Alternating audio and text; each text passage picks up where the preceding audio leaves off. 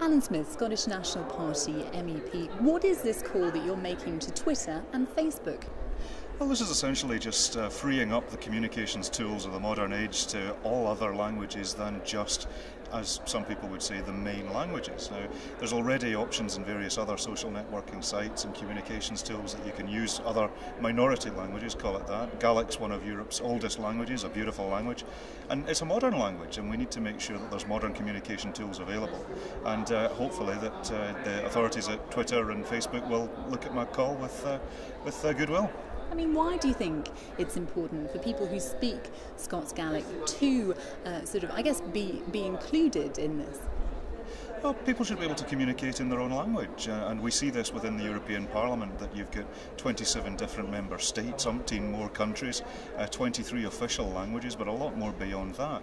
And the principle here is that every language has equal dignity and equal rights, and that's a crucially important part of recognising Europe's diversity, and that's what makes us special. That's what makes us all able to contribute something to the European common framework and agenda.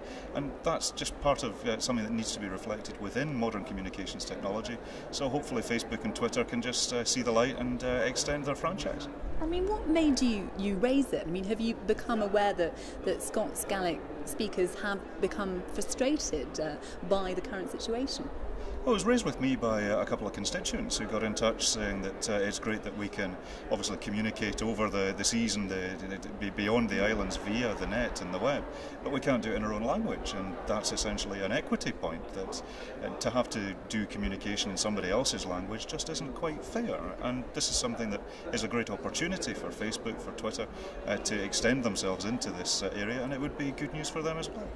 I mean, as I would understand it, at the moment on Twitter and Facebook, there's nothing to stop you posting things in Scots Gaelic. Why isn't that enough? Well, it would just take it to the next step, that you could actually use the interface and the different tools that are able to help you. I use Facebook extensively myself, but you've got to understand how to use it, and having that information available in Gaelic, having the tools available in Gaelic for Twitter also, would just make it that bit more accessible, that bit more open, that bit more transparent, and that's what we want to see. And what would you say to people who might think, well, come on, is this really reasonable to expect this? Well, they can do all manner of things with the technology they've got, and this is opening up a market that they presently don't have.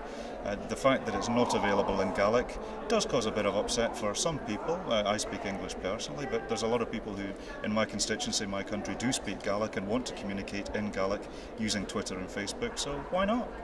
And what do you think your chances are of getting a positive response from Twitter and Facebook? Well, I've had a pretty good response. They're looking at this as a marketing opportunity as much as anything else. They're looking at this as a new market that they could be getting into, demonstrating that they're caring about what their consumers want as much as what they want to do. They've got a good record in terms of using other languages worldwide, and it is a worldwide issue. So I think we're pushing an open door here.